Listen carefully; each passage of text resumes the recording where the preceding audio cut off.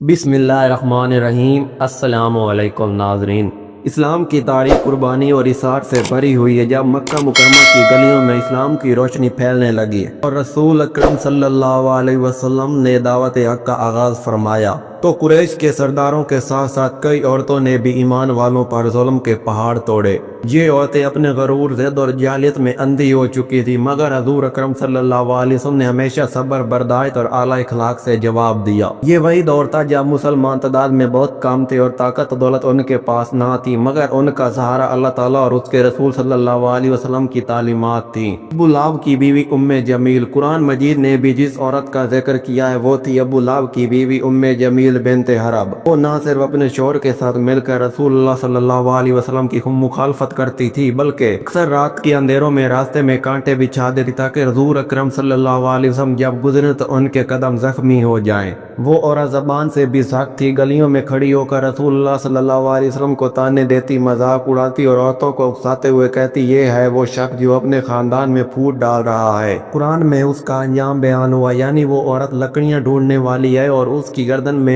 بٹی ہوئی رسی ہوگی۔ یہ آیت دراصل اس کا کردار اور اس کی بدسلوکی کی علامت تھی۔ تاریخ گواہ ہے کہ وہ عورت ہر طرح کے ظلم کے باوجود رسول اللہ صلی اللہ علیہ وسلم کے نرم مزاجی اور صبر کو شکست نہ دے سکی۔ حضرت بلال رضی اللہ تعالیٰ عنہ پر ظلم اور قریش کی عورتوں کا تماشا۔ مکہ کی عورتیں بھی غلاموں پر ظلم میں شامل تھیں۔ حضرت بلال حبشی رضی اللہ تعالیٰ عنہ کو جب گرم ریت پر لٹایا جاتا اور ان کے سینے پر پتھر رکھے جاتے تو قریش کی عورتیں آ کر دیکھتی اور کہہ لگاتی۔ بعض عورتیں ان کو طعنے دیتی، اے بلال، محمد صلی اللہ علیہ وسلم کا کلمہ چھوڑ دو، مگر بلال رضی اللہ تعالیٰ عنہ صرف ایک کلمہ دہراتے، وہ ایک ہے، وہ ایک ہے۔ ان عورتوں کی ہنسی اور طعنہ زنی دراصل ایمان والوں کے لیے آزمائش تھی، لیکن حضور صلی اللہ علیہ وسلم جب ان مظلوموں کو دیکھتے تو ان کے حق میں دعا کرتے اور فرماتے، صبر کرو، جنت تمہارا انعام ہے۔ اسلام کی پہلی شہید حضرت سمیہ رضی اللہ تعالیٰ عنہ کا ذکر بھی یہاں ضروری ہے۔ اگرچہ ان پر ظلم زیادہ مردوں نے ڈھایا، مگر قریش کی عورتیں بھی ان کے تماشے دیکھ کر خوش ہوتی اور طعنے دیتی۔ حضرت سمیہ کو ان کی ضعیفی کے باوجود نیزے سے شہید کیا گیا، مگر ان کے ایمان میں ذرا برابر کمی نہ آئی۔ یہ منظر مکہ کی عورتوں نے بھی دیکھا اور کئی عورتیں اس ظلم کو دیکھ کر کہہ لگاتی تھیں، مگر وقت نے ثابت کیا کہ اسلام کی یہ بہادر خاتون قربانی اور استقامت کی علامت بن گئی۔ ہندہ بنت عتبہ ابو سفیان کی بیوی اسلام کے ابتدائی دور میں سخت دشمن عورتوں میں شمار ہوتی تھی۔ وہ نہ صرف رسول اکرم صلی اللہ علیہ وسلم سے بغض رکھتی تھی بلکہ مسلمانوں کو تنگ کرنے میں بھی پیش رہتی۔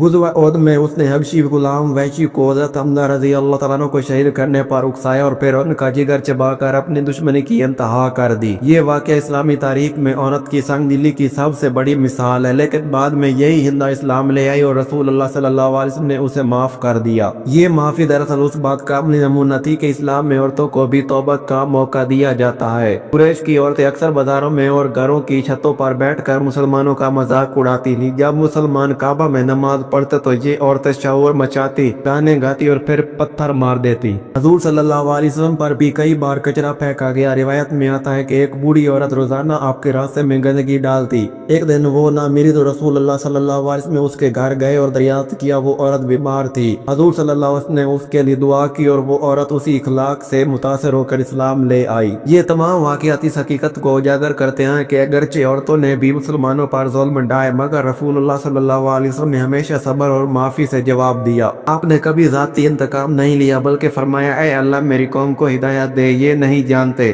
ظلم وقتی ہے مگر حق ہمیشہ باقی رہتا ہے۔ عورتوں کی عداوت بھی اسلام کی روشنی کو بجھا نہ سکی۔ رسول اللہ صلی اللہ علیہ وسلم کی رحمت اور معافی نے کئی دشمنوں کو مسلمان بنا دیا۔ ایمان والوں پر جتنے ظلم ہوئے اتنا ہی ان کا ایمان مضبوط ہوتا گیا۔ اللہ اکبر۔ اگر آج کی ویڈیو پسند آئی ہو تو ویڈیو کو لائک کر دیں، چینل کو سبسکرائب کر دیں۔ ملتے ہیں نیکسٹ ویڈیو میں، تب تک کے لیے اللہ حافظ۔